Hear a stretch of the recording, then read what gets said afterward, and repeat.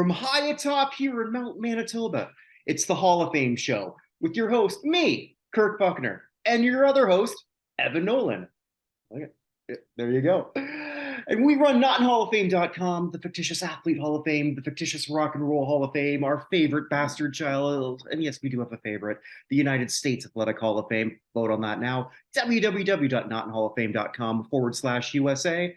And yeah, we've got a loaded show. We are going to be talking about the Rock and Roll Hall of Fame. We're going to have our reactions to it. We haven't talked beforehand, so possibly Evans might differ from mine. I think in a couple it will be. There's a few surprises, more from who's not nominated, I find. Although one of these nominees is exceptionally surprising for different reasons. Mm-hmm. So yeah, and there's really a lot to unpack with that. So just buckle in. We're going to be here for a while. We are going to be here for a while, but before that, I don't know if you can bet on who's going to get into the Rock Hall, but you can bet on the Super Bowl. I'm sure you can bet on who's going to the Rock Hall. I don't think we can say the SB word. I think we have to say the big game.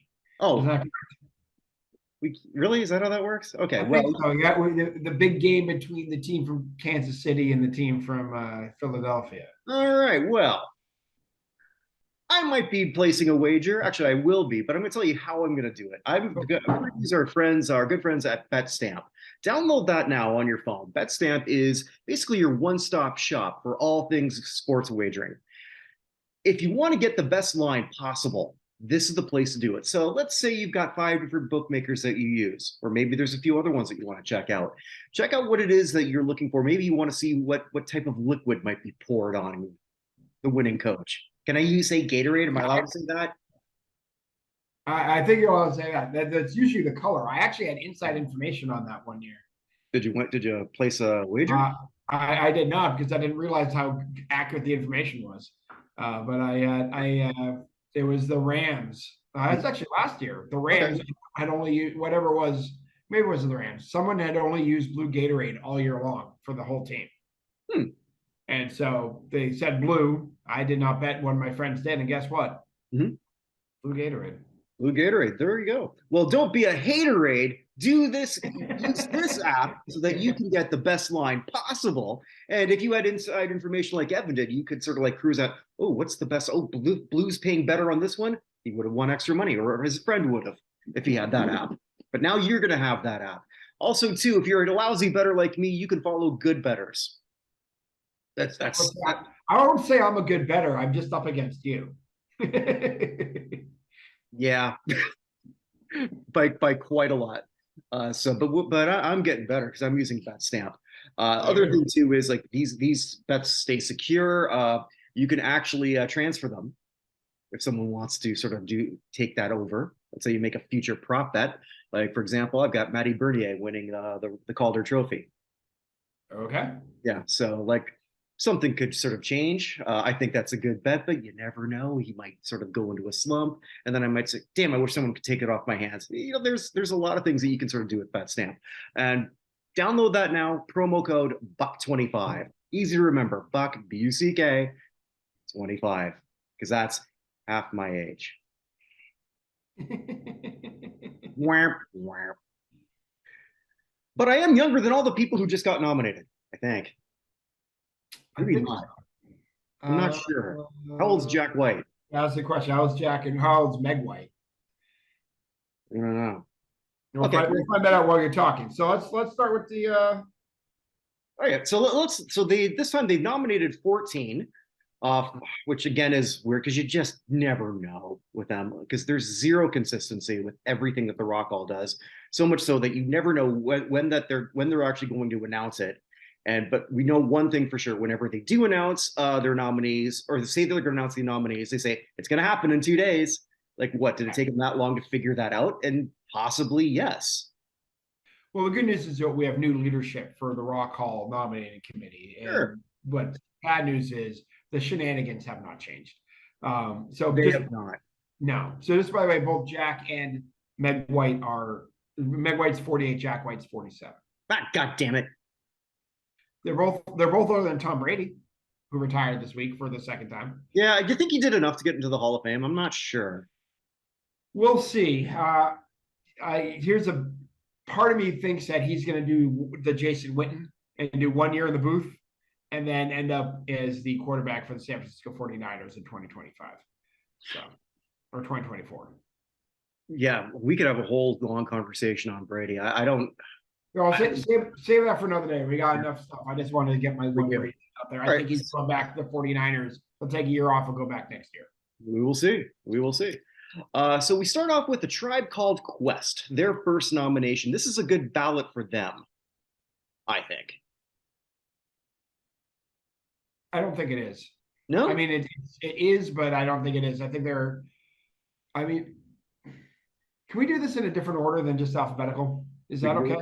Yeah. Well, yeah. What order would you like to do? I mean, we can start with Tribe Called Quest. Let's start with the ones who are repeats, if you don't mind. I don't mind at all.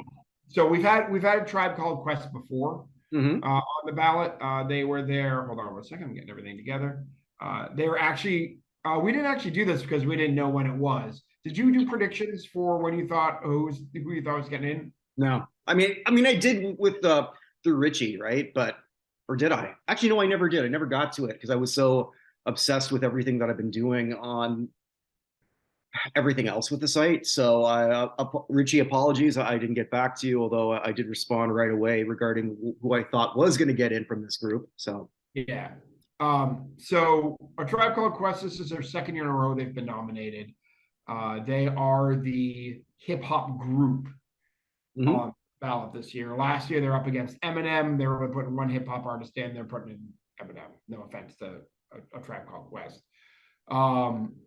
This ballot's interesting for them because there's a ballot for them. There's only one of the hip hop artists. I mean, here's the thing we found out. It's that article I sent you right beforehand. We had one of the members of the nominating committee actually give you the rankings of how everybody turned out, which is interesting because it appears they're only going to put 12 groups on the ballot, and then 3 of them tied to get us to 14. One of those was a Tribe Called Quest, I guess tied for 12th position here. That's and I guess we should, just because that's their order. We've seen before they'll put an artist over and over and over again. Doesn't mean shit to the voting body. Oh no, 100%. I agree with that. Yeah. It's just interesting. This is actually the most transparency we've ever had because someone just leaked the information to us. Nothing official from the Rock Hall. But I think a Tribe Called Quest is obviously a very worthy group. They're going to get in eventually. I do think it's interesting that they're ahead of Wu-Tang Clan. That is, to me, the bigger hip hop snub. With all due respect to someone we're going to talk about later, but yeah, okay, so we're gonna do 2 things here. One, since that stamps our sponsor, what are your odds for Tribe getting in this year in a percentage, or what would you pay? Let me start by saying this: I would vote for them out of this group. Okay. I will start by saying that. That said, my best guess, I'm hard to do the odds. I'll give you my best guess as to where they fall overall on this ballot. I think 9th or 10th. Yeah, but we don't know where they're going to fall if they don't get in.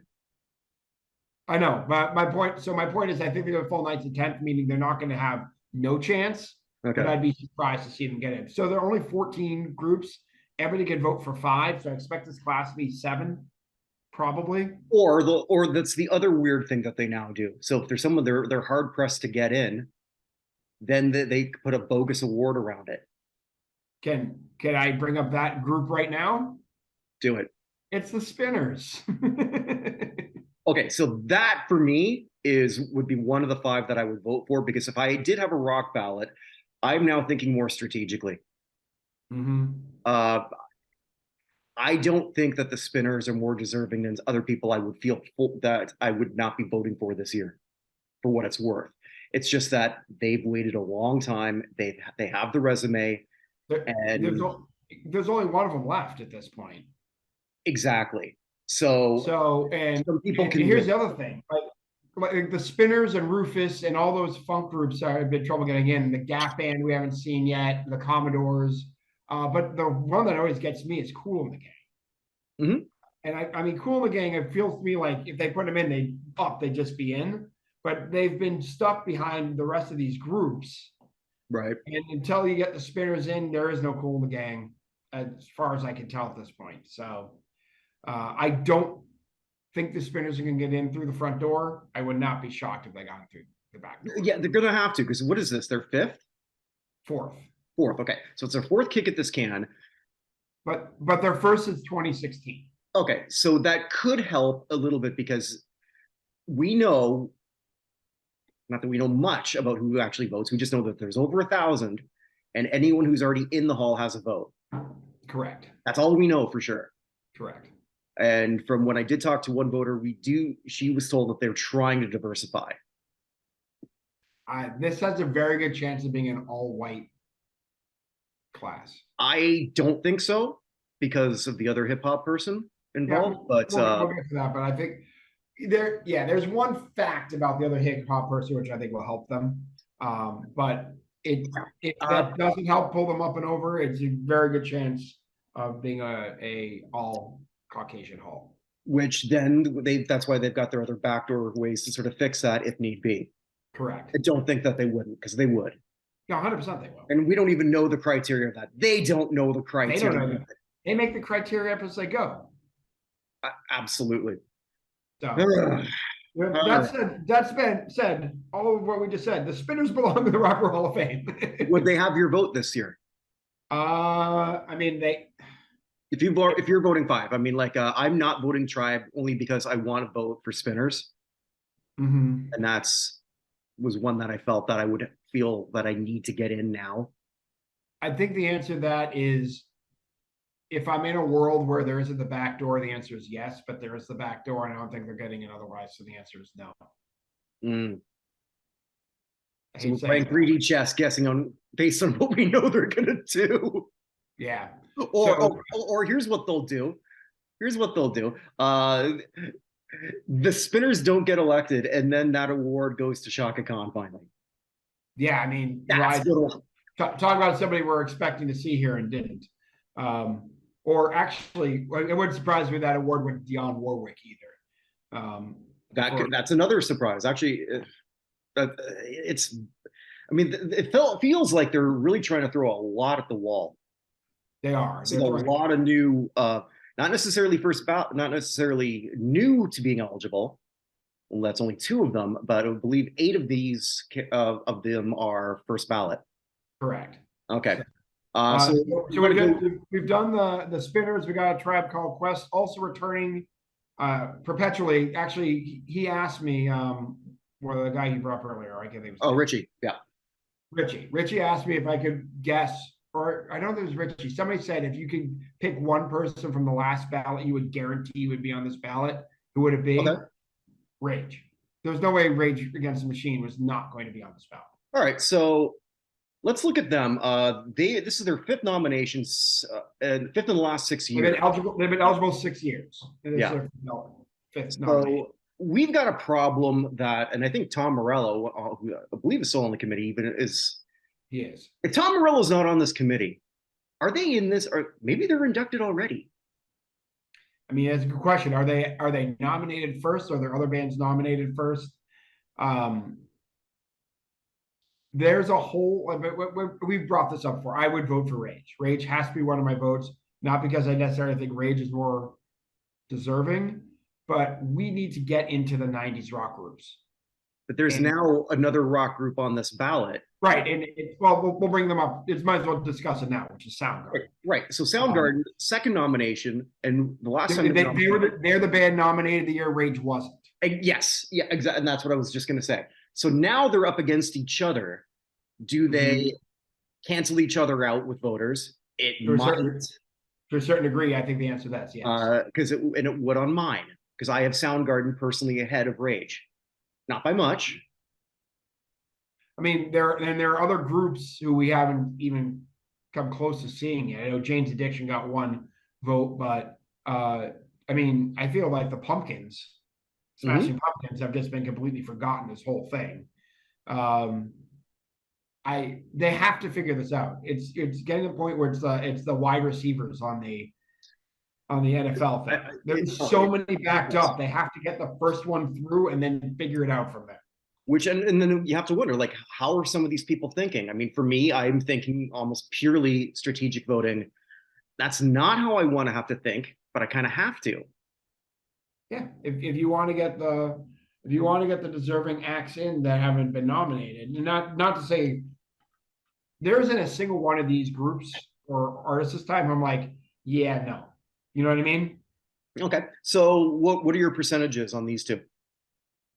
I think Rage is going to outpace Soundgarden on this, but I think they're going to hurt each other. Mhm. I would say Rage is 1 in 5. Not right. Soundgarden's 1 in 5. Rage is about 1 in. I'd say it's a 50-50 toss up. Now, can you give Rage one of the special inductions when you have a member in the band on the committee?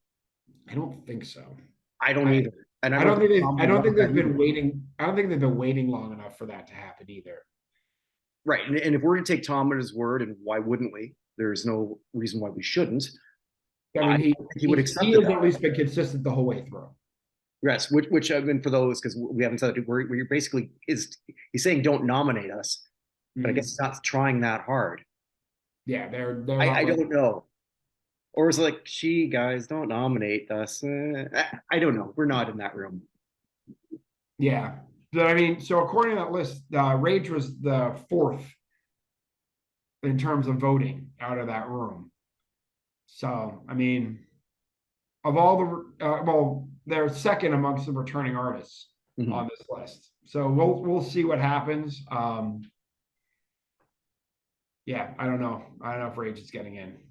So yeah. All right. So who else we got here that are returning? But the last returning one that we have, we have 2. I'm sorry, Iron Maiden. Okay.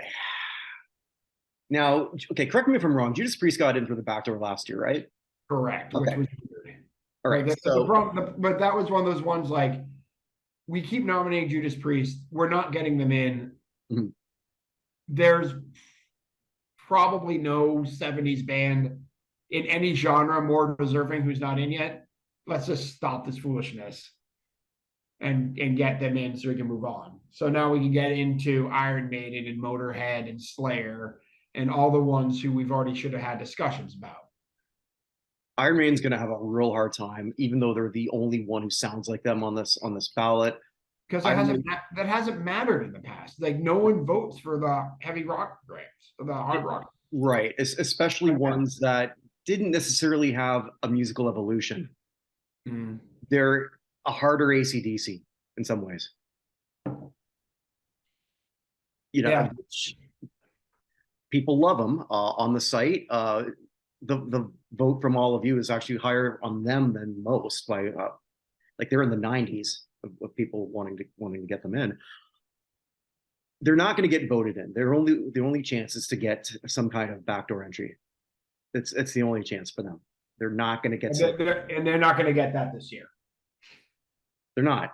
They're not. I mean, they just did it for Judas Priest. They're not going to turn around and do it for Iron Maiden the very next. No, they're not. But they might do it for the next person, who I think this is a bad ballot for her.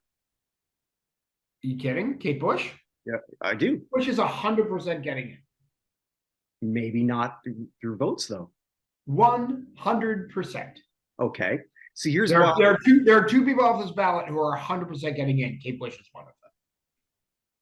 I don't feel that strong about it. They've had chances to induct her before. Yeah, but the reason. So here's part of the whole thing with Kate Bush. Okay. This is her 4th time on the ballot. Right. She's been nominated before, but a lot of people who say they would vote for her, it's their strategic thing. They didn't vote for her because they didn't think anyone else was going to vote for her. Kate Bush had her best year ever of her career last year. I had her as an elevator up. The best year ever. She's at the top of the zeitgeist for her career right now. She is going to get voted in because the people who have been on the fence are going to be like, well, everyone else is going to vote for her this year. Kate Bush is going to be one of the members of this class. I think there's someone here who's going to hurt her a lot. There are a couple people who could, other than the zeitgeist part of it. Right. I would not mind being wrong on this. I have nothing against Kate Bush. I just feel like I've seen this dance before. Yeah, I did think she's getting in. Mhm. I mean, last year she didn't get in, but we had Pat Benatar, Carly Simon, and Dolly Parton. Mhm. This year, the person you're thinking of, well, I mean, we just bring her Yeah, up let's now. get to it now. It's Cyndi Lauper. Cyndi Lauper, yeah. Because I can, So yeah, because, okay, one thing though, too, that doesn't matter to you and I, but it might matter to some of the people who are voting. One's American, one's not. One's Cyndi Lauper. It's not a phobia against anyone English. It's more that Cyndi Lauper's career is very American, and it's been very, very. And she's a lot more successful. She's quirkier. She also sort of is. quirkier than Kate Bush. Yes, Okay. Uh, but I mean, Kate, there's never going to be a quirk off. So I mean, like, I guess I that will mean, never be proven in a court of law, or on a contest on television that I could. here's the thing. Kate Bush's career has been kind of lower but longer. Cyndi Lauper had two albums, 83 and 85. Mhm.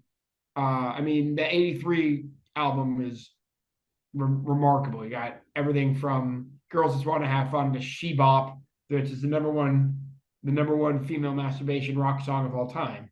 I But don't know what number and then you two have is. I Touch Myself by the Divinyls. Oh, that's got to be.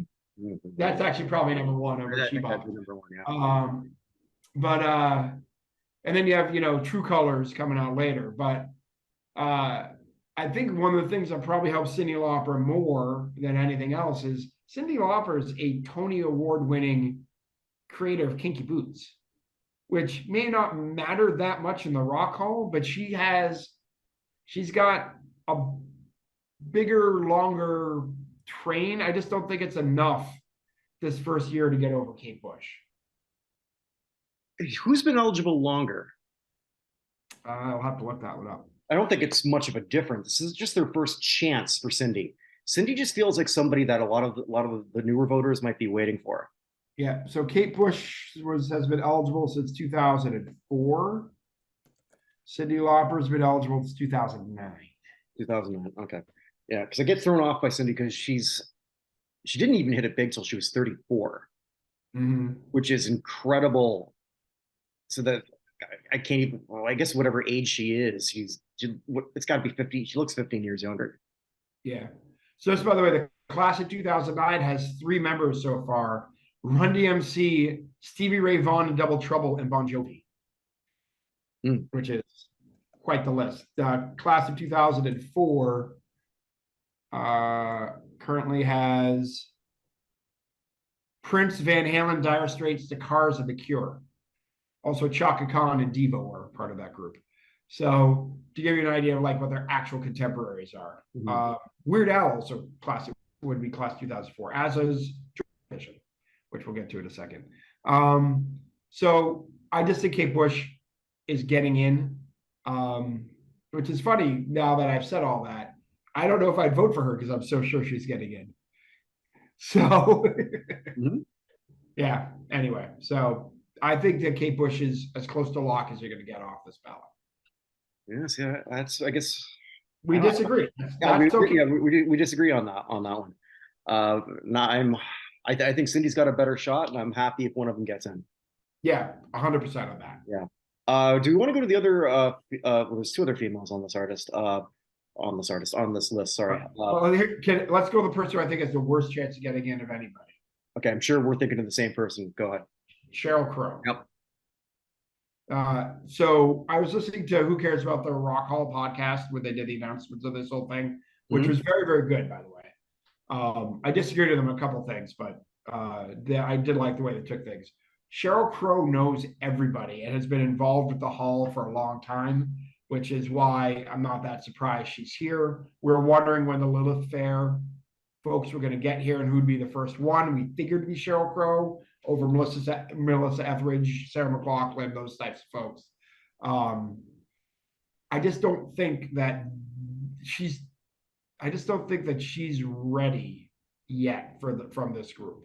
I feel like this is a next year. She'll be nominated again and she'll get it next year. I think she's not. I don't think she's going to get nominated next year. I think she's going to fail this year. I think it's going to be really low, and they may not even try. They might try and throw someone else at the wall.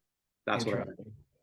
Possible. Yeah, this is not someone who I think that the she might know everyone in the Rock Hall, but it's is she necessarily someone who, when you're looking at this group of people, you're thinking, man, I remember the first time I heard if it makes you happy. I saw her at the Grand Ole Opry in Nashville, and she was fantastic. So I'm not saying that she's not a good performer. I'm just saying that she's not a game changer like the other woman who we have left. right, who I when Richie asked for who I thought was getting in from this class, the 7 of them, I originally left off, and the more I think about it, the more I realize I'm wrong, and that's Missy Elliott. So this would fill a category because there are no female rappers in the hall. Well, here's a crazy stat. I don't know if you've heard this one. Count Debbie Harry. Oh yeah, right. The first one, Rapture, was the first rap song to hit the charts, right? Mm-hmm.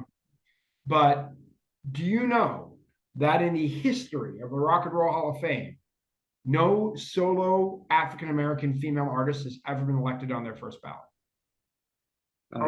I did not know that. Aretha Franklin had to wait a ballot in order to get in. Tina Turner got inducted on her first chance, but that was, many years after she's eligible. Diana Ross still has been nominated. We're still waiting on Dionne Warwick. Whitney Houston got in. It was her 4th year, right? This is the first. If she gets elected, she will be the first African American woman to be elected as a solo artist on her first opportunity. And knowing that, I think she gets in. I think there's going to be a few people who are going to be thinking that term. Yeah. Whether you should or shouldn't. I mean, I'm now thinking the opposite, only because I know she's got time. No, I know that. I mean, I don't have a problem with it. Really, the only one I'd have a problem with, honestly, at this point, is Sheryl Crow. I'm not feeling her nomination. Yeah, I understand that. It feels like there's still more people who are ahead of Sheryl Crow, and it's a lot of order. I would even go with a Canadian, with Alanis. I mean, Alanis. I honestly think. I mean, Melissa Etheridge. I'd go with her over Sheryl Crow too. Yeah, Melissa Etheridge is just. I mean, just the fact she created a Lilith Fair and all that other stuff, I think, is just more impactful overall. No, I thought Sarah McLachlan did. Well, Sarah McLachlan and Melissa Etheridge together. Oh, okay, I didn't know it was a combined effort. Yeah. Here's another name I'll throw at you: Tracy Chapman. Oh God, I love Tracy Chapman. Yeah, so I would be bigger on any of them that we just talked about by a wide margin over Sheryl Crow. Fair enough. But yeah, I just think she is very likely last on this ballot. Yeah, I mean, I think what you're talking about with connections, yeah, that's enough to get you on a ballot. Jay Giles, over and over, right? I love Jay Giles band, but yeah, I don't dislike them, but I mean, I always found them a little bit of an outlier in some of those ballots. But yeah, so that sort of takes care of the women here. Do we want to look at? Well, I mean, go ahead. Let's go from the women to the old guy. Willie Nelson. Willie Nelson. So on the Who Cares About the Rock Hall podcast, they're convinced that Willie's only here because Dolly Parton was elected last year. They might not be wrong.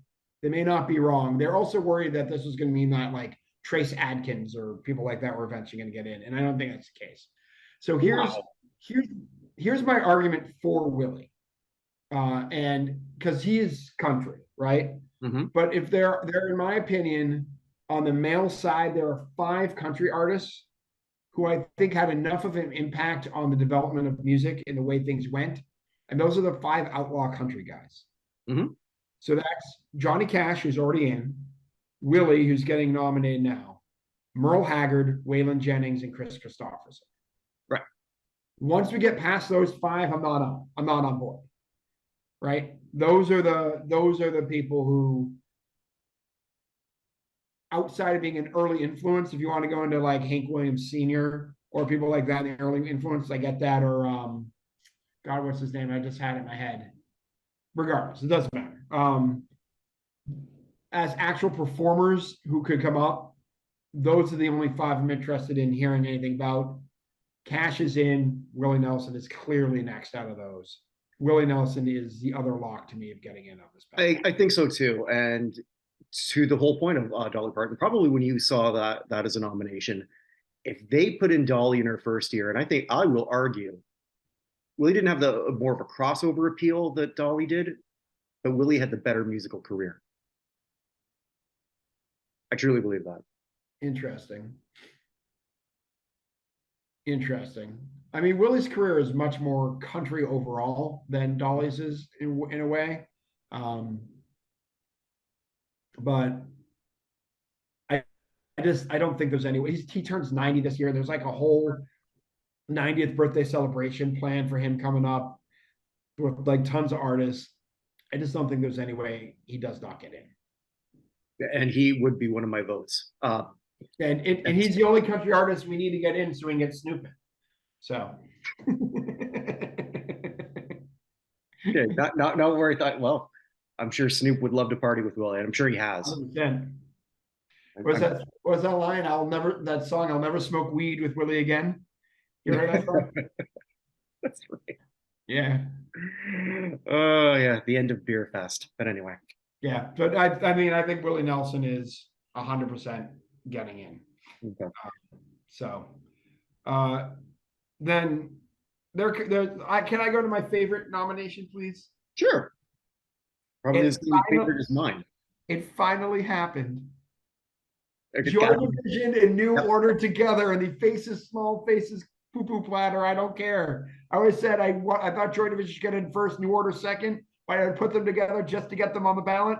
They are finally here. Mm-hmm. And nobody else like them here. No, not at all. There's no, like, the Smiths could be here, or Morrissey, or something like that, who would cause problem. But we've gotten Depeche Mode in, we've gotten The Cure in, we've gotten Duran Duran in. Mm-hmm. They're next, 100%. They're next, and they should have been ahead of those. They should have been ahead of a couple of them. Yeah, but they haven't gotten there yet. So I think here's now the first time for both bands. This is a great ballot for them. 100%. Yeah. So ballot for them. I think that they are. I think they got a really good shot. I'm going to say slightly over 50-50. I agree with that. Yeah. But stranger things happen. You know, this is one of my five. You 100% know this is one of my five votes. Mine too.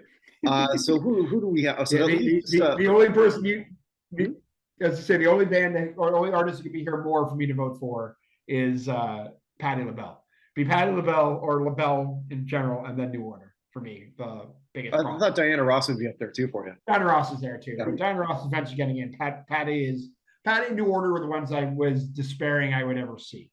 Mm-hmm. So. All right. Well, from a new attitude to a new nominee, we've got the White Stripes, and I will go on record. I honestly believe not somebody I want to really hang out with, but I do think that the most talented person on this whole group is Jack White. I think it's monster talent. This is the controversy. Okay. So the White Stripes should not be eligible this year. I didn't have them on my list because I thought it was next year. Yeah. So here's what happened. I told you, new nominating committee head, same old bullcrap. Mm-hmm. So remember they used to do this at the end of the year? So right. 25 years and then you get inducted in the next year, but now they've moved it all to this year. What they decided to do was just make it 25 years since you're being inducted the same year as the vote. So they combined the classes of 97 and 98 into one big group to choose from. Which will be fun. So I've got a lot of editing to do on my other stuff. Correct. But what this means is the only one who benefited from this is the White Stripes. Mhm. That means that this is kind of, in my opinion, a slap in the face to Coldplay, for example, or maybe even someone like Lauryn Hill, who should have both been eligible last or next year, but are now currently eligible this year and didn't get there. It just seems like this is one of those decisions they made in the room without anybody being prepared for it. And the White Stripes the only one who came out of it. I'm just sort of like now visualizing slapping Coldplay in the face the way you just sort of had that. I think I'm not the only one to sort of enjoy that. Because according to Future Rock Legends now, I did the math. There are 155 new bands that were eligible this year for the first time. Last year there were 73. The year before that there were 56. So the number of new artists who came in here is crazy. I mean, not that necessarily all these people are going in. I don't think the Black Eyed Peas are necessarily getting in, although there's somebody who would probably at least be discussed at some point. But it's just a lot of the same bullcrap we've seen before, where they're just like, oh, we're going to change the rules without telling anybody now. It doesn't make any sense. Congratulations to White Stripes. I think they're getting in. I think they're getting in the first ballot, but it's just another, like, what are we doing here? Here's the old boss, same. Here's the new boss, same as the old boss. Yeah. Anyway. So that also leaves someone who I think is I like him for the Hall a lot, but this is not going to happen. And that's George Michael. So here's the thing. Mhm. The folks over at Who Cares About the Rock Hall are convinced he's getting in easily. Really? Yeah, and part of that has to do with his entire career was destroyed by homophobia, and he's a great writer and all this other stuff. I don't see it off of this ballot. If he gets in, he's going to be the sixth or seventh person. Well, that's the other thing too. I mean, okay. Is it so much Well, some people didn't necessarily think it was homophobia so much as he just made a few dumb decisions.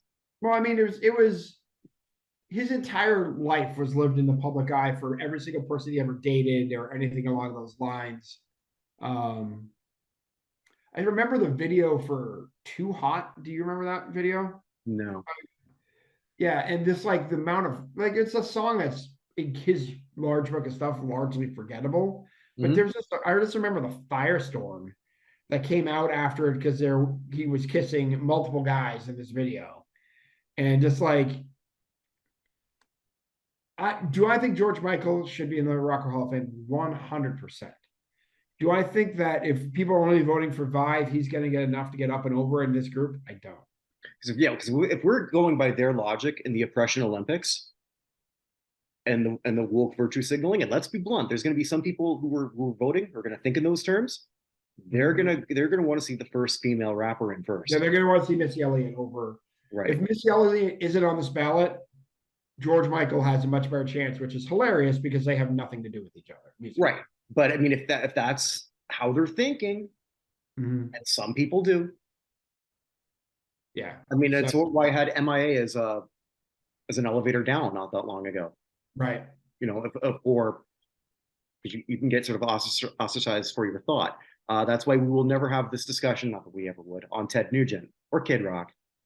Or maybe now not Kanye, which is interesting. So, the Rock Hall does what the Rock Hall is going to do, which is they don't know what they're doing.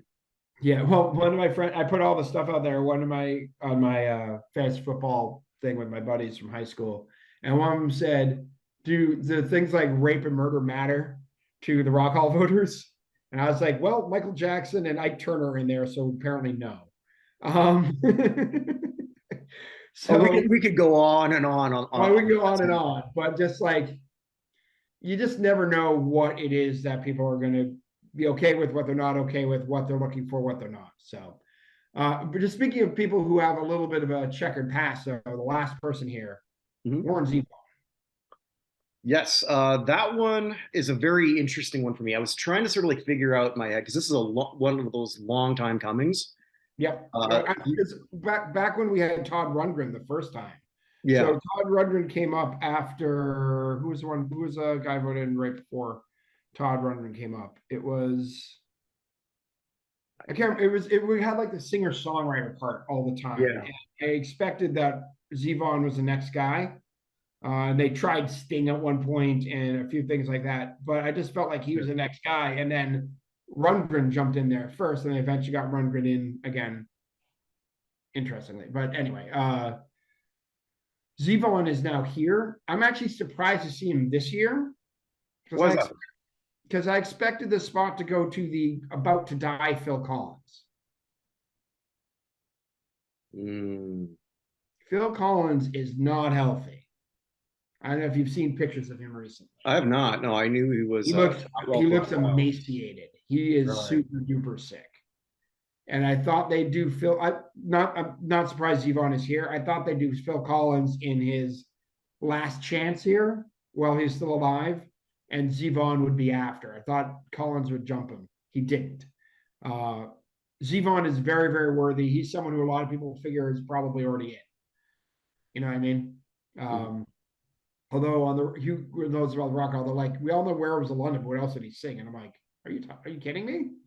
There's a lot of people who think Devo is just whip it, nothing else. No, that is true. Yeah.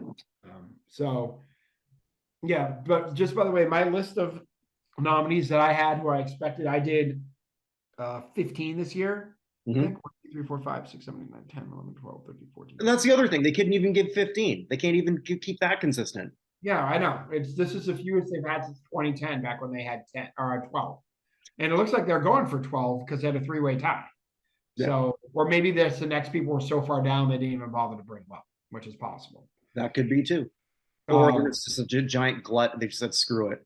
We can't pick Yeah. anything with that. So my nominees that I had for my group were Beck, which was a no, Kate Bush, yes, Dave Matthews Band, Devo, Snoop, Iron Maiden, so that's 2, Chaka Khan, Patti LaBelle, MC5, Willie Nelson, New Order, Rage Against the Machine, Diana Ross, The Smiths, and A Tribe Called Quest. Yeah. And just for everyone listening or watching, it's not what Evan wants. It's what Evan was predicting based on patterns we've seen. 100%. My list. Yeah. Some of those would still be on my list. Like Diana Ross and New Order and Willie Nelson are probably all going to be there. Beck, I'm sure would still be there. But yeah, we're just trying to predict. Although I'm still long distance, I still don't get why we never talk about him at all. If you could give me a reason why Isaac Hayes is in it but not Barry White, please let me know. I can't. Like, no offense to Isaac Hayes, who also deserves to be here. Yeah. But like, if you went to anyone and said, "Hey, Barry White and Isaac Hayes, one got in the Rock Hall in their first time in the ballot, one's never been nominated, which is which?" I've done this before. 75 to 80% say Barry White's in and Isaac Hayes isn't, but we just never do. So, but anyway, there you go. So, is there anyone you're surprised other than the ones we've brought up who isn't here? Who's not here? Yeah. Well, let's see. Other than the ones that we sort of brought, actually, Dion was a bigger surprise to me than Shaka Khan. I agree. I just felt like there was more momentum behind that one, and I thought they might try that one again. Right. There's no, and I wonder if this means that they're done with prog rock. So if that's the case, so Jethro Tull, who's never been nominated, this is a bad omen for them. Or for not that I'm a huge fan of this band, but a lot of people who visit the site are Emerson, Lake and Palmer, King Crimson. Mm-hmm. So bands like that, this bodes very, very badly. Mm-hmm. And maybe they are done with the six. As long as Styx doesn't get in, I'm fine. So, but I mean, yeah, and there are other bands here who I just feel like the 90s backup, because they did so badly clearing out the 70s and 80s, they took forever. Mm-hmm.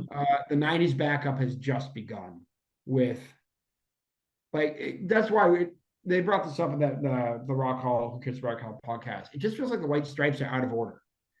Like, A, they're here a year early, and B, there's no question they should be in the Rock Hall, but it just feels like there's so many other bands that happened before them that should also be in the Rock Hall it's. Do we even know when they made that decision, or was that just in the room, like when they were going to combine the years? I don't know when they made that decision, Mhm. but it just seems the fact that we only have 12 and, or sorry, we only have 14. It looked like we're only going to have 12. And the only person who seems to have gotten there from that year is the White Stripes. I think it was probably a fairly, if not in the room, shortly before.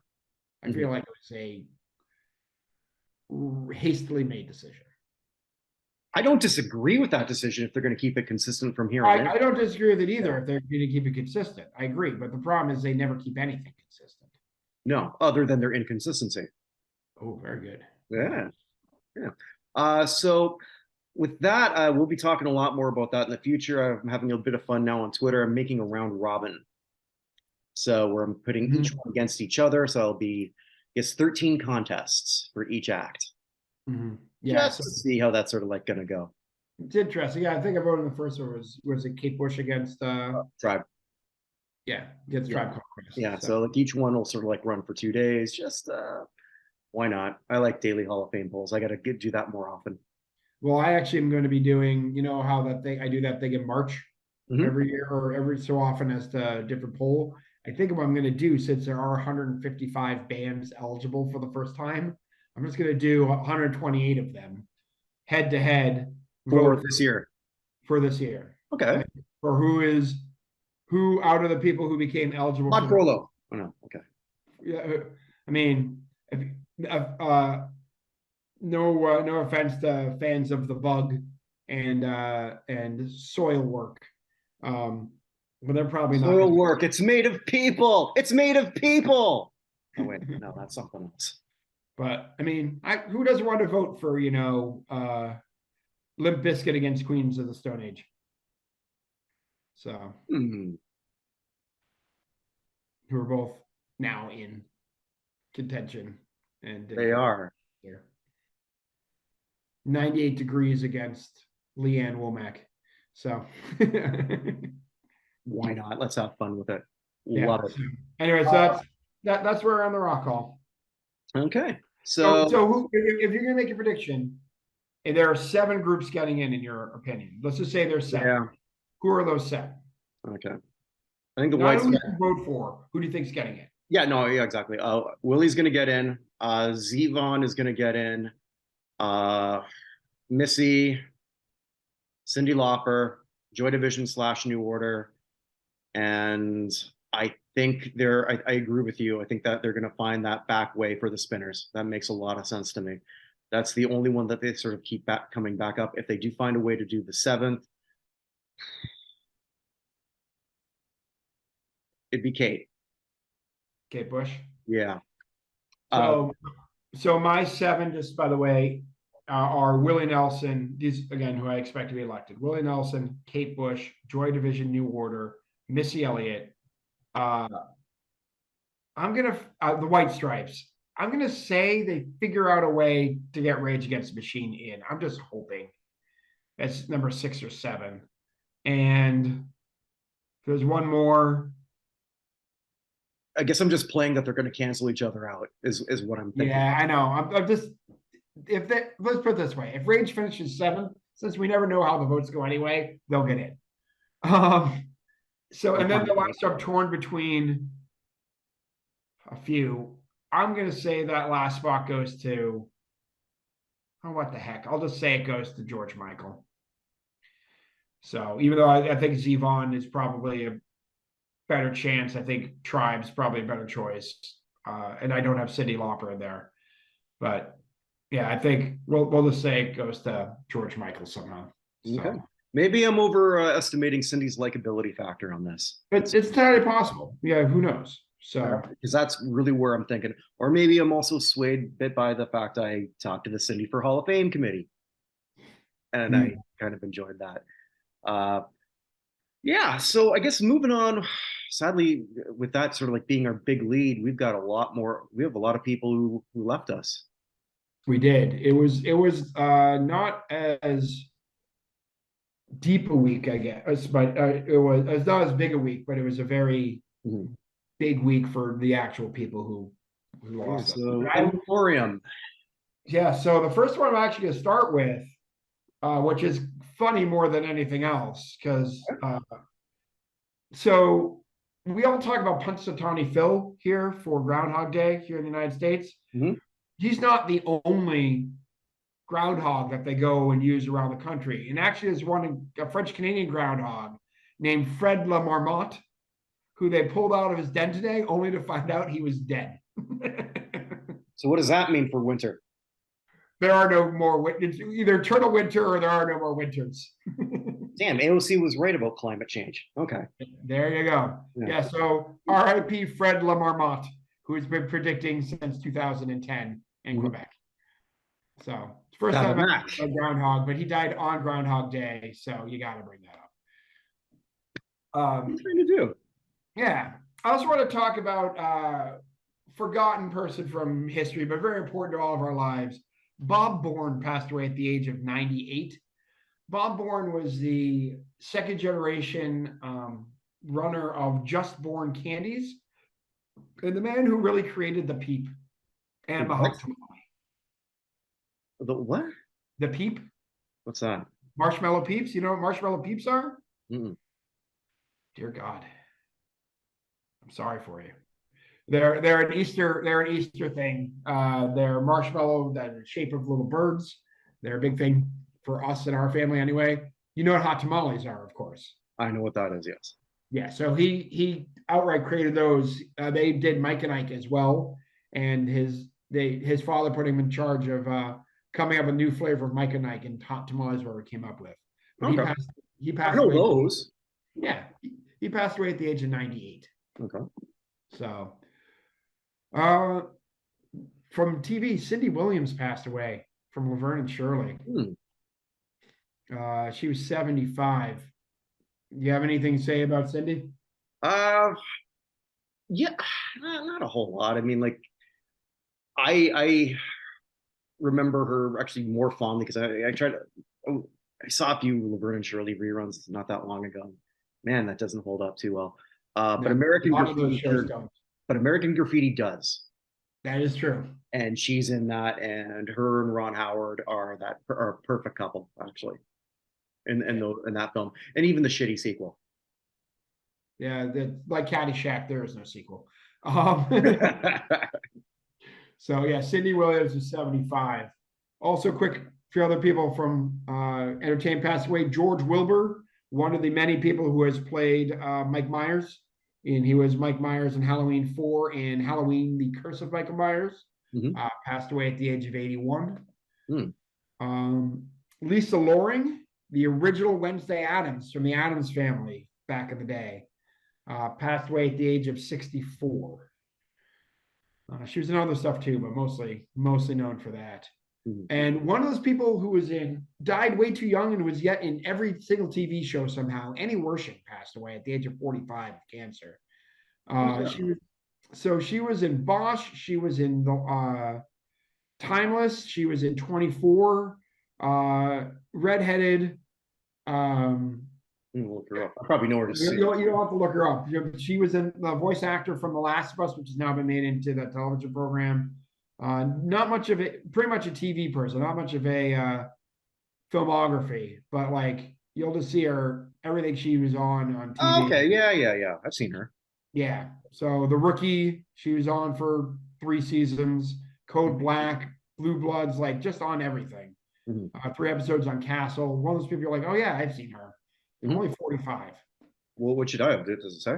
Cancer. She was working all the way up to the end. So that's it for the world of entertainment here. We lost one of the great fans of sports. One of the people whose name I did not know, but I knew exactly who he was. The guy who hits that big drum at Indians game, or now I guess Guardians games. That has been happening for as long as I can remember.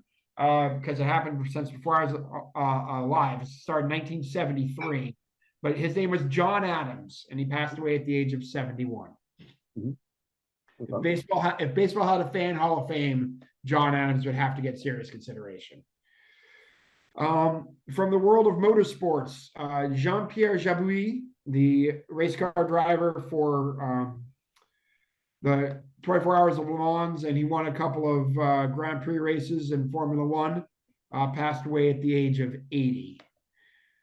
From the world of freestyle skiing, one of the great U.S. freestyle skiers, Kyle Smain, who actually won a gold in the half pipe of the World Championships in 2015, was killed in an avalanche along with another skier at the age of 31, which I guess is one of those things that happens to you when you're freestyle skiing. We have a couple of wrestlers, so I'm going to leave these ones to you. First one, Lanny Poffo. Are you familiar with him? Genius. Tell me more. Okay. Randy Savage's brother. Ah, I did not realize that. I did not either when I was a kid. Papa was an interesting guy when you hear him do interviews. Kind of different, but very, very brutally honest in many ways. Poffo, he got a job in the WWF basically because they wanted Randy, the Macho Man. And so he said in an interview, "Well, you're only here because you're Randy's brother." Yes, he would answer. And then he'd say, "Well, what do they come back with that?" Not much. Hey, even Frank Stallone needed work, my friend. Yeah, well, Papa was good in his own right, but I mean, I saw another interview because I knew this was going to come up where he called himself the Fredo of the Poffo family. Okay. Yeah, which that didn't mean that he was incompetent. Just Lanny Poffo could only do it.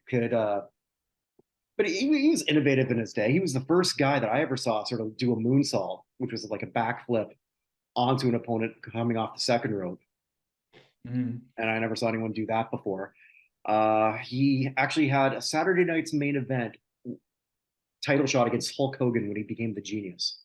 Wow. Which is really weird considering he never really beat anybody leading up to that. Beat Hogan by count out. Never got another match. Makes me wonder if the wrestling rankings aren't on the up and up.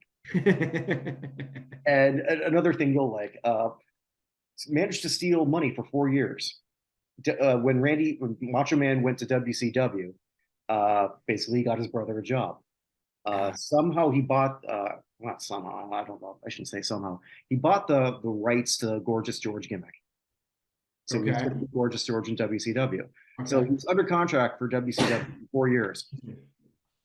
Guess how many matches he wrestled? Is it a round number? It is a number. Is it a round number? It is a very round number. Yeah, 0. Yeah, it's also the same amount of appearances he made. So for 4 years, I don't know what his contract was, probably 6 figures.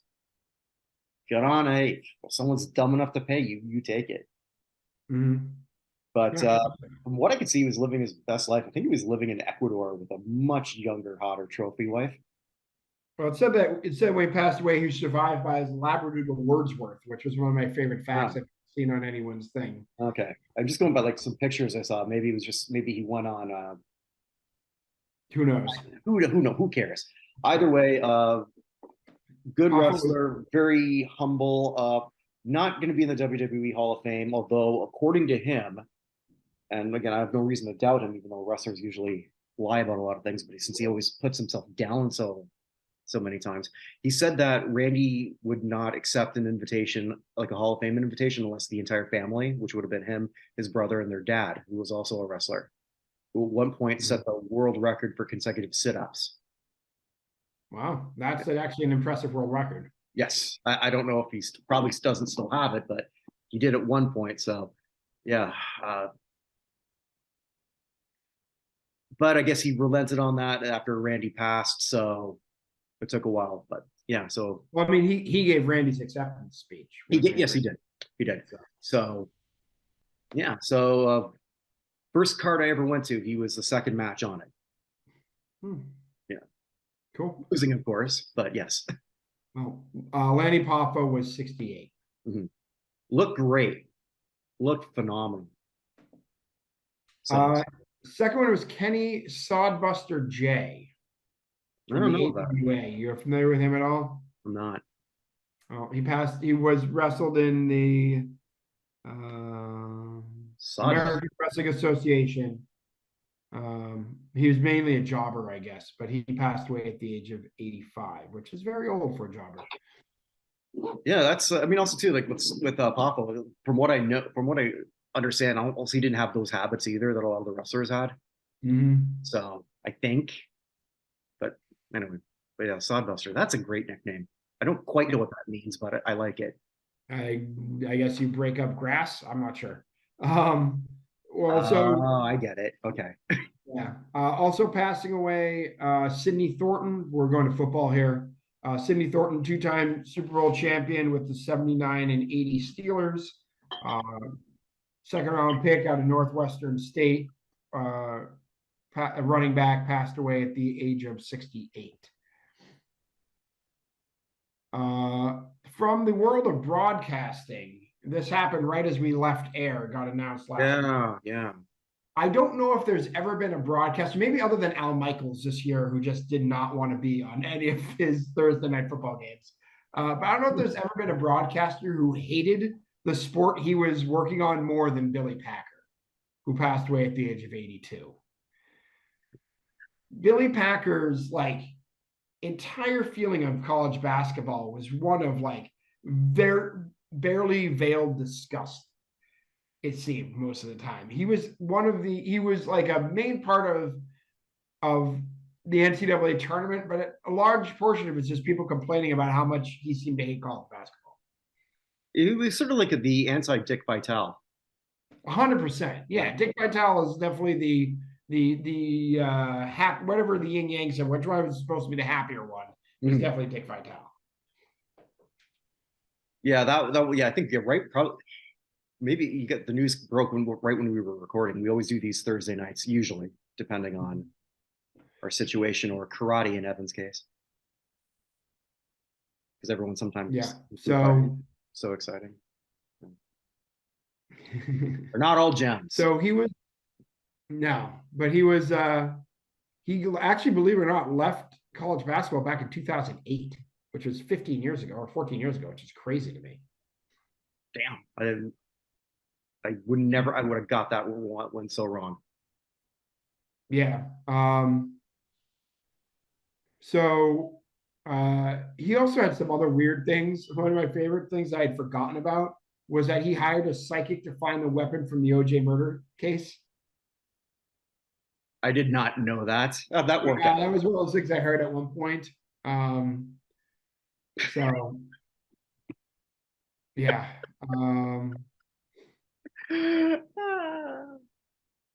Wow. So but yeah, Billy Packer was 82 years old. Most of who we have left are going to be we have a Hall of Famer from NFL and a Hall of Famer from NHL. We'll get to them in a second. This next group is all going to be our musicians who passed away this week. Started with Donnie Morisco of the Jaggers. Passed away at the age of, hold on a second here. Oh, it's frozen me. So he was a singer of the Jaggers, passed away at 68. Peter McCann, he had one hit, Do You Want to Make Love in 1977. What was the answer? What was the answer that he got back? I don't know. I guess he did sing Right Time of the Night with Jennifer Warren, so maybe it depended when he asked. But he also wrote songs for Paul Anka, Karen Carpenter, Sean Cassidy, Crystal Gale, Lee Greenwood, Whitney Houston, Julio Iglesias, Jermaine Jackson, Michael Johnson, Reba McEntire, Michael McDonald, Anne Murray, Ricky Nelson, the Oak Ridge Boys, Donny Osmond, Buck Owens, Kenny Rogers, John Travolta, Bobby Vinton, among others. So one of those guys who just wrote a whole bunch of songs and had one in himself. He passed away at the age of 74.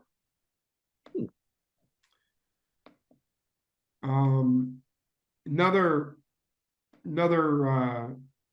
great person, Barrett Strong, passed away at the age of 81.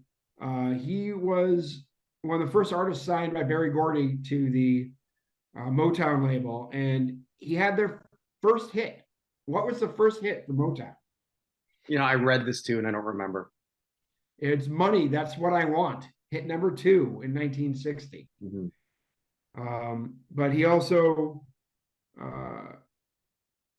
did a whole, I mean, he was just one of those guys at the beginning who also wrote I Heard It Through the Grapevine.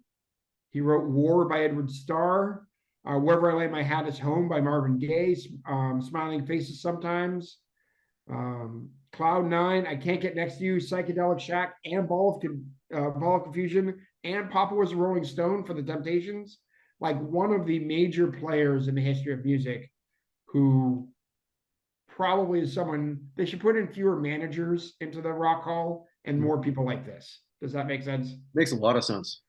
War might be one of the most played song for the wrong reason. It is the most obvious anti-war song, and yet And yeah. I think it just hypes people up to actually fight. I think they even use that. I think that was Stallone's entrance in Grudge Match. That song, like his character. And his opponent came into Fortunate Son, um, Yep. or Born in the USA. Yeah, but he was inducted to the Songwriters Hall of Fame in 2004. Mhm. But Okay. he passed away at the age of 81. Also passing away, Canadian drummer for Three Dog Night, Floyd Sneed, passed away at the age of 80. I mean, Three Dog Night's another one of those bands who, to me, has always been the periphery of the Rock Hall conversation. I don't know if they're ever going to get in, except maybe by some senior committee at some point, because I don't see any momentum for them. But yes, I just didn't know Sneed was from Alberta or from Calgary. I didn't either. Also passed away, Charlie Thomas.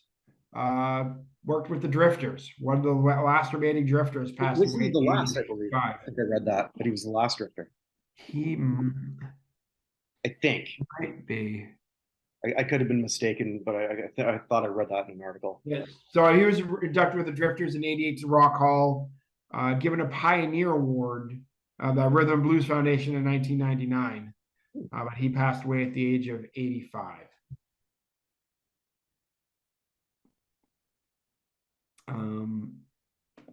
Now we get to the 3 biggest people of the week. Tom Verlaine of television.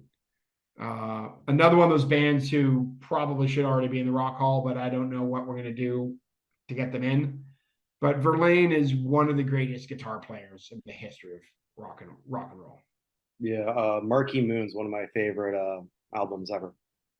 Yeah. He was only 73 when he passed. It said after a brief illness, but I don't know exactly what that was. But just the amount of outpouring for Verlaine and the stuff that television and he did as a solo artist. Yeah, just it's been a rough month for rock and roll in general. So yeah, Verlaine, as I said, was 73. The 11th oldest, previously the 11th oldest living Pro Football Hall of Famer, Bobby Beathard, passed away at the age of 86, elected back in 2018, general manager of the Redskins and Chargers for 38 years. His team, he was in the NFL for 38 years, and his teams went to 7 Super Bowls. 66 Chiefs, 72, 73 Dolphins, Redskins 82, 83, 87. And believe it or not, the Chargers did make the Super Bowl once upon a time, kids. Almost 30 years ago in 1994. I'm blanking. Who was the quarterback? Stan Humphries? And Humphreys, yeah. And Natron Means. If I remember correctly, too, Beathard was a member of the Pro Football Hall of Fame committee. I think. Oh, that I did not know. I might be wrong on that, but I think he is or was at some point. Mm-hmm. Yeah. So Beathard was one of the, I guess he was when they came up with the contributor category, he was the 5th person they put in. Just one of the great general managers in the history of the sport. Yeah, you just when you say those teams, especially Washington, Yeah, those Washington teams. like just when you look at some of the players who became stars but really weren't. And the Hogs. I mean, he's responsible for drafting all Right, exactly. of them and or acquiring all of them. Mhm. I mean, how many famous offensive lines are there in the history of the sport? Very few. Very few. But the Hogs 100% won. So much so that the Commanders just came out with their mascot a few days ago, and it's a pig. So based off of that, but yeah, so he was Matches the owner. There you go. I set that up for you. Good for you. I did. But yeah, he was also the director of player personnel for those the 1972 Dolphins. So not bad. But yeah, he passed away at the age of 86. It's safe to say you knew a good football player when you saw one. Yeah, I would say that's true. And then one of the biggest names in sports in the United States passed away. And I learned a lot more about him that I didn't know than I wanted to. Yeah. All right. Well, let's get there. So we're talking about Bobby Hull, who, in my opinion, is one of the top 10 greatest goal scorers of all time. I'm just talking about What he did on the ice is you can't. Right. And so let's talk about that first. Stanley Cup champion, 61, won the Hart. The invention of the banana blade, Yeah. which also revolutionized how hockey sticks. Multi-time All-Star. First guy to sort of like help in terms of getting other players better deals when he was the first big name star to jump to the WHA here in Winnipeg. And he played for the Whalers. And he did finish his career with the Whalers, but won titles here in Winnipeg. May not have a Stanley Cup. We have the Avco Cup banner. I can't wait to show it to you. And very excited. No, as you should be. So yeah, you hear a lot of great things. And I'm just going to start with the great things because there are some things that, again, you and I both sort of learned. And I would have thought that I would have known this, but I didn't. But, a lot of firsthand meetings of Bobby Hull from a lot of people just seemed like a great guy, but not a great husband. Or a great lover of his fellow man. No, well, I mean, the one quote I'll question. But before we get there, so yeah, because I feel like we're trampling on, but you have to sort of like bring it up. The whole picture. I don't think it was an accident with some of the issues, and you've talked about that a lot with the Blackhawks and Kyle Beach, that Bobby Hull was relieved not that long ago of his ambassador duties in Chicago. And I think that's just when a lot of people were maybe learning that he did strike one of his wives, two of them, I believe, things that would get him canceled today. Heinous things that he didn't seem to be sorry about. Unquestioned. Mean drunk.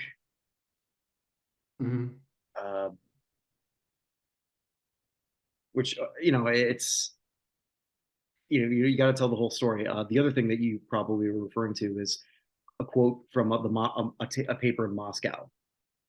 Right.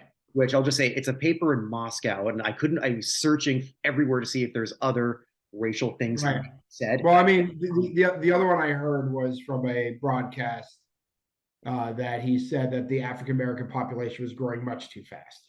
That was, though, in the Russian paper. Oh, that was the same one? Yeah. So someone quoted that, and I was trying to like find, and I found a bunch of things of his vehement denials of that, and for what it was that he was accused of, where he said that the African American population was growing too fast, and Hitler wasn't so bad. Hitler wasn't so bad, yeah. So, but if it's I understand then. So yeah, so it's in the Russian paper, and he says like that's not what I said, and we have no corroboration, and he was like really seemed pissed off, and he was going to try to sue that paper, which he didn't, because where was that going to go? Yeah, nowhere. And he did talk about suing the Toronto Star, which repeated it, but I know you don't know Canadian law, but in America, like, can you get sued for that if you repeat something that another paper said? I don't know how that works. I mean, in the well, I don't know how that would work at all. yeah, it would have to be defamation, but if they're not, I don't know. That's a tricky situation. So Right. So he probably got like, you're not, yeah. So either way, that went nowhere because I don't think he was going to win that. But based on his reaction from what I read, and I couldn't find anything else, fair enough. I'm going to say that probably didn't happen. So we'll clear him on that one, but the beating of the wife thing probably still not good. So No, it's horrible. I saw some.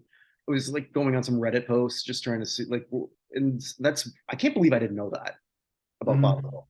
It feels like, how did I miss this completely? I didn't know either. It's just being here in Chicago, the reaction when Stan Mikita died last year versus Bobby Hull dying is night and day. Mikita universally beloved here. Hull's a little more. Well, and he probably had quite a few jackass moments that went through.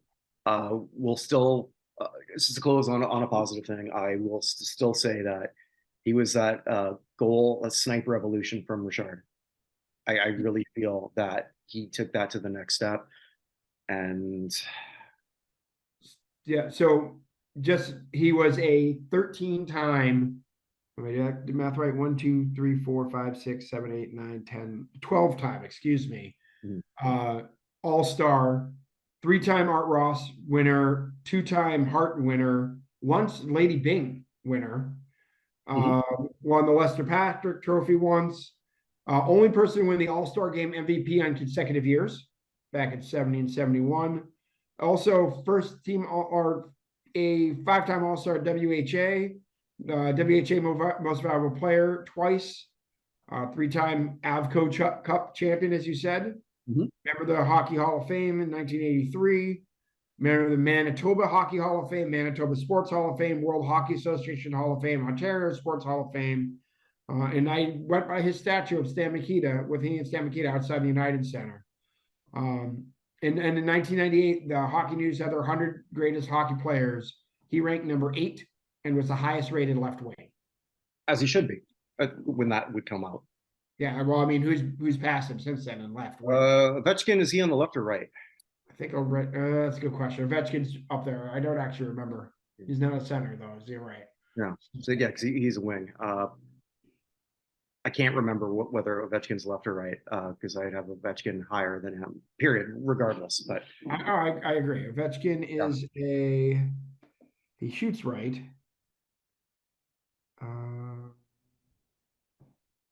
Usually means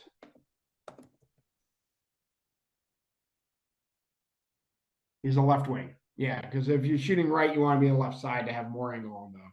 okay. Yeah. So, and his accolades would have been bigger if he would have stayed longer in the NHL. But is what it is. Oh, here's something I can't wait for Glenn to come back. I found this on YouTube when I was doing all my Bobby Hull research because I was trying to find more stuff. So I found the last WHA game full, which was for the Avco Cup, Winnipeg beating Edmonton. So Bobby Hull against Wayne Gretzky. Wow. So yeah. So Hull started he went from 57 through 80. Mhm. So you could go Hull to Gretzky to someone who played against Gretzky his last year. You maybe will get from 57 to now, just in like 3 players. So Gretzky retired in '99. Joe Thornton was around 99 if they ever played each other. Yeah, Joe Thornton hasn't officially retired yet. He has not. He's the last athlete who played in the 90s who is still technically active. Yeah, but Joe Thornton to me doesn't have that whole mystique vibe though. 100%. I agree. He's still got the Hockey Hall of Fame eventually, but he doesn't have the whole thing. And would be first ballot, and I would support that. But yeah, complicated legacy of Hull. I hope we did a balanced thing on that. I don't know. I mean, like I said, I didn't have time to go through all the stuff. I didn't realize. I did see the one thing is Russian paper. I didn't realize the rest of it was. So yeah. And there could very well be a whole bunch of other stuff. And if there is good or bad, please tell us. I mean, like we welcome feedback. Even when somebody called me the goof and the toque, than my beachcombers thing. But anyway, um, that's okay. Goofing a Toque sounds like maybe that would be a hit on CBC Kids I'm pretty sure that was just a Rick Moranis, Dave Thomas skit. So or something. All right, so moving on. We have elevator up, elevator down, and this is where I make a Hall of Fame case based on the last week, or not so much based on the last week, but who's gone up and who's gone Elevator up, elevator down. down. I don't have any downs, but today, right before we went on, the NBA has announced the All-Star team. mm-hmm. So this is huge for some people, and I think it's biggest for nobody more than DeMar DeRozan, who just added his sixth All-Star team. Now, we don't know the criteria because we talked about the Rock and Roll Hall of Fame. At least we know something. We don't even know who the hell decides anything on the Basketball Hall of Fame. We have no clue about any of it. No, agreed. I mean, for all we know, maybe we're actually voters. Yeah. But we don't know how informed they are. We don't know if they're even former players. I have to assume they are. But either way, they're sworn to secrecy. But DeRozan has proved that last year's Renaissance isn't a fluke. So I think even though Chicago may not be doing all that well, DeRozan is. Agreed. And he's a deserving all-star. So I think he is the biggest beneficiary of that. Everyone else, they're already there or it's too soon to tell. The only other one that I thought was sort of interesting that can sort of help down the road because you don't think of this name, but now he's a three-time All-Star, and that's Domantas Sabonis. Oh, interesting. You don't think of that name No. as a superstar, but Sabonis is a very good player on a much improved Kings team. That Kings team is fun to watch. They're a lot of fun to watch. That is usually one of my favorite teams. I don't give a crap about to watch, if that makes sense. Actually, the teams I don't give a crap about who are fun to watch right now, my rankings are Kings 1, and I love watching the Pacers, which is weird because I thought the Pacers are going to suck, and they are a lot more fun. I've watched a lot of, unfortunately, their Knick games and Wizard games and everything else on. Whenever the Pacers and Kings play, I'm pretty much in on those games. Yeah, and shout out to because I mentioned these two names 6 weeks into the NBA season, and I said, who would have thought that two potential All-Stars this year is Tyrese Halliburton, speaking of the Pacers, and Lauri Markkanen, and here we are. First Finn ever to be an All-Star in the NBA. Yeah, I figured I didn't even have to look that up, but that had to be true. So yeah, so that one is that I don't. They haven't done enough for me to even think about a Hall of Fame for them. I think this is also very big for Jaylen Brown, who I thought was snubbed. He gets snubbed a lot, so it's a good thing that he's there. If this Celtics team is very, very good, they have some obvious flaws, but every team in the league has some obvious flaws. They did beat the Nets by 43 yesterday. But if they get a championship, I mean, Jaylen Brown's already played almost 100 playoff games in his career. Oh, wow. I didn't know that. Yeah, because they've been to the playoffs basically every year. And they've made the conference finals multiple times. They've made the NBA finals now once. It's amazing how many. He's probably like over 80. I can't remember exactly how many it is. But he has a chance to play, 200, 250 playoff games in his career if he keeps it up. So good for him. Another one I think gets a big help here is Julius Randle. Yes. Who just he's actually exceeding the numbers that he had from his All-Star year 2 years ago. So I think that's pretty big. Bam Adebayo is not a name that sticks out, but if you keep compiling these things, it really helps. I guess if I did have sort of just stick with the All-Star thing, I thought about actually I wasn't going to mention it, but I think now I will. One person hurt by not getting an All-Star nod is Trae Young, because he's doing relatively well on a disappointing Hawks team. Did not get the All-Star thing. I think history is going to look bad on that towards him on that trade for him and Doncic. It was pretty much that draft day thing, and they both thought they got and both teams very well might have Hall of Famers, but we know that Doncic right now is clearly the better of the two. 100%. An MVP candidate. I now have Tatum ahead of Doncic now. Okay, is it Tatum your number one? barely, but yes. Jokic and Embiid are right there. Giannis is. I'd say Embiid he's finished second the last couple of years. Again, I say this as a Celtics fan. Embiid has been just as good as I can remember ever having seen him. Yeah, the only reason I don't have him right there, he's just missed a few games. I mean, that's what it comes down to with him every year. Yeah, that could easily change. I mean, like he's what is he? He's either second in points and third in rebounds, I believe, right now per game. Yeah. Jokic is leading virtually every major sabermetric, or not sabermetric, but the advanced stats. Yeah, I know. But you know, right now Tatum's the best player on the best team. And that usually counts for something. That should, yes. So that's my personal thing for that, but I mean, like that can change so quickly. Yeah, so that's sort of my all-star thing for that. And I do have one other elevator up. I know we've gone long, but did you watch the Royal Rumble? I saw one thing from the Royal Rumble. I saw two things from the Royal Rumble. One was Kofi's weirdness. I don't know how else to explain that. And two was the jumping off the top ropes towards each other situation. Yes, and I could have went with that one again. Logan Paul in his fourth match can do that. That was crazy. Like it seemed like they talked about it, like, you want to do this? They're like, yeah, let's do it. Yeah. And then they did it. That was. I don't care if things are scripted. That was nuts. That was just absolutely 100% nuts that they both just went for that. Yeah, but I wanted to talk about a different person on that show, a guy named Sami Zayn, who didn't wrestle. Last year he lost to Johnny Knoxville at WrestleMania. This year, I don't know what their plans are for him at WrestleMania, but he is now one of the top baby faces, one of the most entertaining, most must-watch people. And at the end of that show, the whole thing was about him turning on Roman Reigns, who had been sort of like playing him as a fool going up to it. It is one of the best laid out storylines they've done in a long time. Sammy's a great wrestler, but he's never been in a great WWE angle, like one that is this big.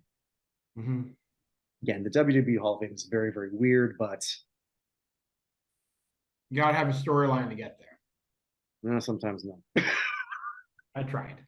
Right, but it does help.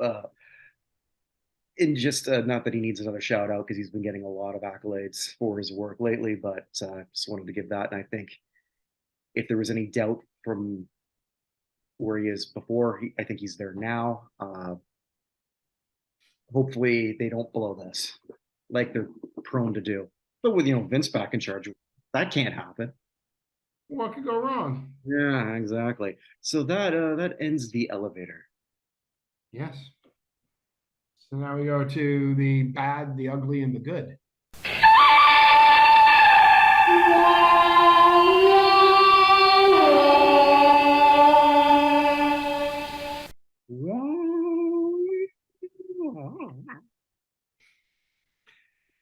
So we're going to start with the bad, talking about people making all-star teams. So I'm going to start this by saying I have nothing against Tyler Huntley. I think he's a very interesting football player. I would love to have him on the Patriots. Like, if he were my quarterback, it'd be very, very interesting, right? But he had 2 touchdowns this year and he's going to the Pro Bowl. 2 and 3 picks. And 3 picks. So my question is this. How? That's the second question. First question is, previously to me, the worst award ever given was Palmeiro getting a Gold Glove for playing 16 games at first base. Mm-hmm. Yeah. Well, this is the worst all-star selection because you can't sort of limit this to sort of like when people, okay, and I go with the caveat where, I mean, I would say like the worst voted in all-star was Sandy Alomar multiple times. But these are supposed experts who are doing this. Yeah. He passed for 658 yards, which ranked 48th in the NFL this season. It was a story already when he somehow was 7th. in Pro Bowl voting. And then just because of Allen dropping out because he wants to take care of his elbow. And they need someone to play that flag football game. So well, exactly. So at this point, it's not necessary. Like, just do yourself a favor and just don't embarrass yourself. Don't. So it's not good. I'm sorry. It's really, really bad. So no offense to Tyler Huntley. Seems, like I said, a player I'd be interested in seeing on my team, but just no. He will. I don't have the time to do the research to see if he was really the worst Pro Bowl selection of all time, but he's the worst one of my in terms of quarterbacks, the only quarterbacks who have had 10 or fewer touchdowns in a season made the Pro Bowl. 1991, Ken O'Brien had 10 touchdowns for the Jets. 2009, Vince Young had 10 touchdowns for the Titans. Yeah, he probably rushed for a lot too. He rushed for a bunch. So that's different. And 1975, someone named Mike Borla had 6 touchdowns. I can't even tell you what team he played for. I never heard of him. Never heard of him before. So that's just, that's not a list you want to be on.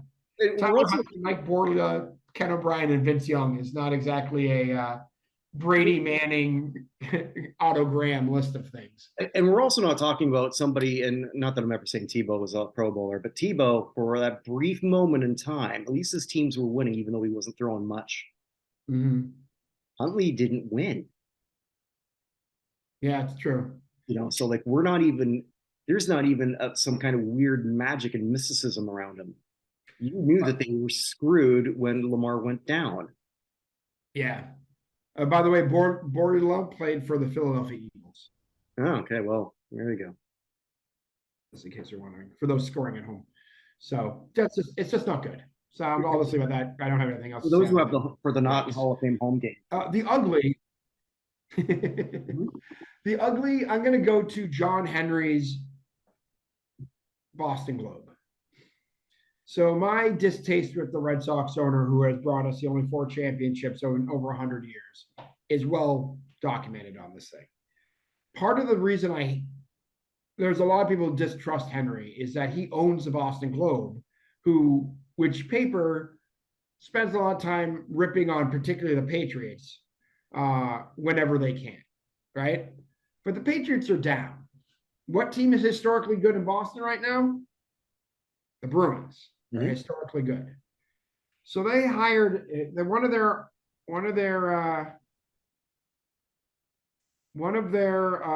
writers, a man named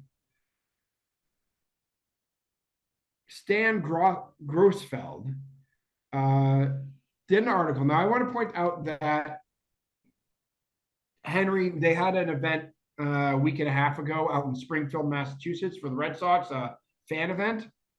About 1,000 people showed up, and when Henry came out, every single one of them booed him. All of them. This is a man, again, who ended the curse and brought the city 4 championships. He should never have any problems ever again. They booed him.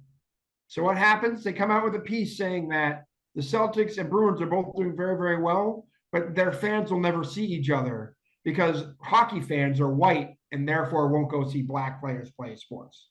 Wait, what? Yeah. That 95% of hockey players are white, and most of the people who watched hockey are white. And therefore, because first of all, the idea that Boston sports fans don't root for all the Boston sports teams is insane, just in general. But this race baiting on this, we have enough problems as it is. And Boston, I know, has a history of being a racist city. But this ain't it, Chief. Wow. This is creating a controversy where there is none. And somebody rightly pointed out the city of Boston itself, not the suburbs, the city itself, is 52% white and 24% African American. But the people who work for the Globe are 70% white and 8% African American. So maybe they should take the stick out of their own eye before going anywhere else. Yeah. So wow. I mean, John Henry. Yeah, I didn't know where you were going with this because obviously I don't see these articles where I don't really seek them out. It's just of all there are a lot of things you can you can go after them for. The Bruins did not cover themselves in glory signing that guy whose name I can't remember anymore earlier this year, who had the I can't remember his name. It doesn't matter. No, They yeah. signed a guy who was maybe not even eligible to play in the league, according to Gary Bettman.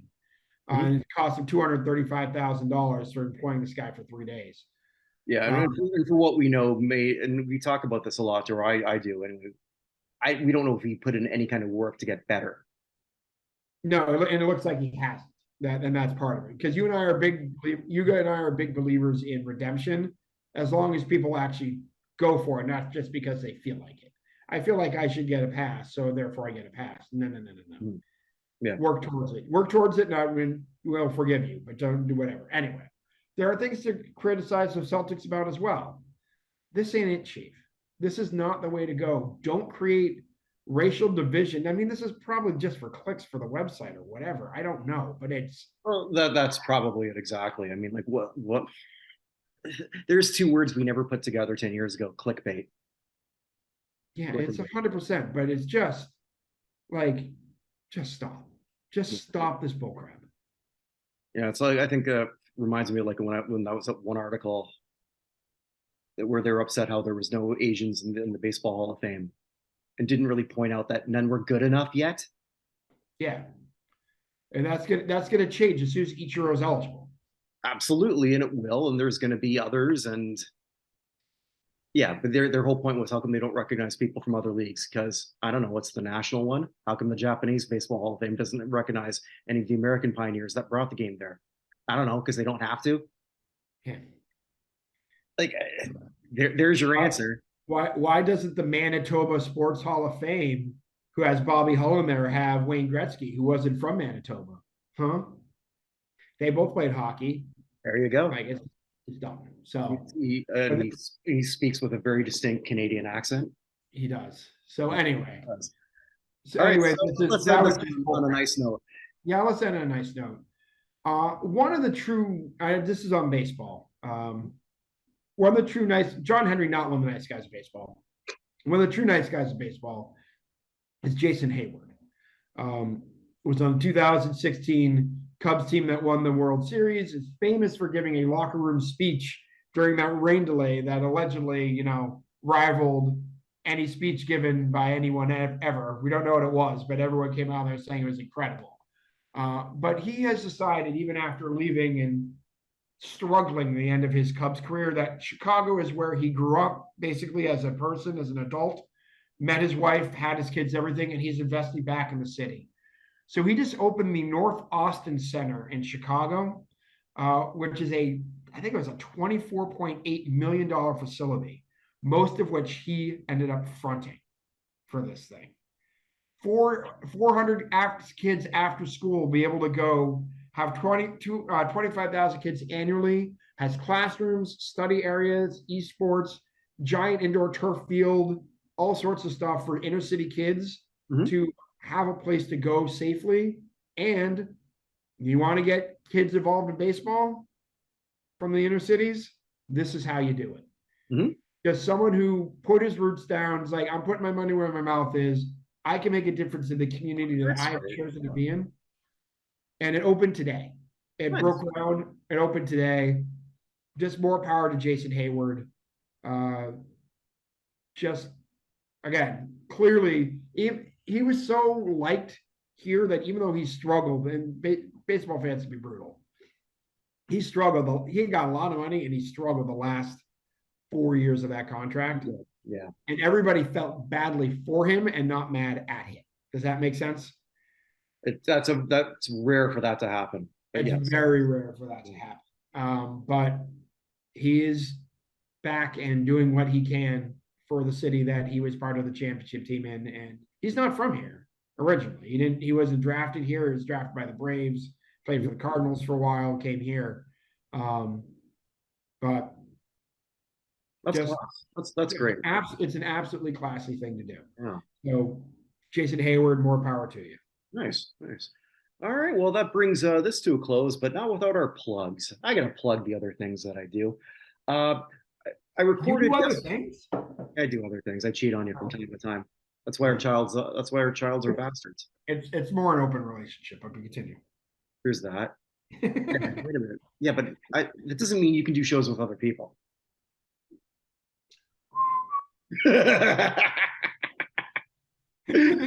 Anywho,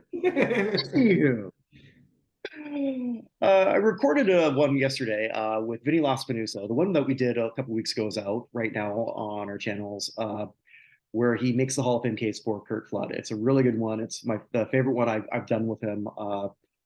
And we had more fun doing one yesterday, which is more Vinny's speed, which is usually outside of the box. And he went with a doctor. He went with Dr. Frank Jobe, the man who created Tommy John surgery. Yep. So yeah. So he did it. So that'll be on the Buchnerverse soon.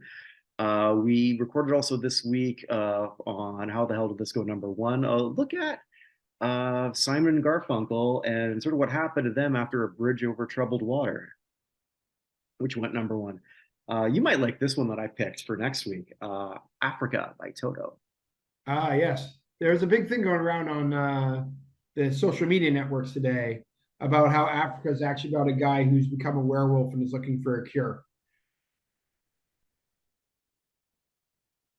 Okay, I got to look that up. That's just go look it up. It's like it was like wild dogs howl in the night. Those aren't wild dogs. And then why you're blessing the rains? Because the rains block the moon. He went looking for old forgotten words or ancient remedies, right? Down to Africa. Yeah. So it's an interesting one. So just someone's theory that that's actually about a guy who has what's the official word? Lupinism? Is that the official word for werewolves? I don't know. We should have asked Warren Zevon on that. Oh. I do have to say, it still bothers me to this day that Kid Rock did Sweet Home Alabama, his whatever, and he's doing it over Werewolves of London. Well, I mean, on the plus side, that means he probably didn't make much money off it. Actually, as we're doing all the werewolves now, my corgi's is starting to bark. There you go. Yeah, interesting. I wonder what he's hearing. Someone's climbing up Mount Manitoba. Or it could have been your AU. Yeah, probably. It could have been that. We're going to be wrapping up this crap was on national television because Chris won't have much more time to do these like he likes. So, but there'll be a couple more coming. So the Small Wonder one isn't up yet, but it will be. And I think we're going to maybe close off with the Brady Bunch variety show. That might be a good way to do the thing. So look for that one. Keep on dancing all through the night. I'm gonna keep on doing it right. Yeah, anyway. So that's probably where we're gonna close that off. Yeah, that's pretty much all I got. Also, vote for the U.S. Athletic Hall of Fame. NotInHallOfFame.com/USA. Going to be another show coming out soon, but I haven't ironed out all my details on that one yet. And also, too, if you haven't watched our retro football review, we look at the Ice Bowl. Paul Lawrence and I think we had a lot of fun doing that. At some point, we're going to be doing Super Bowl III next month. Cool. Yeah. So with that, wherever you all are, wherever you may be, stay safe, everybody. Take care, guys.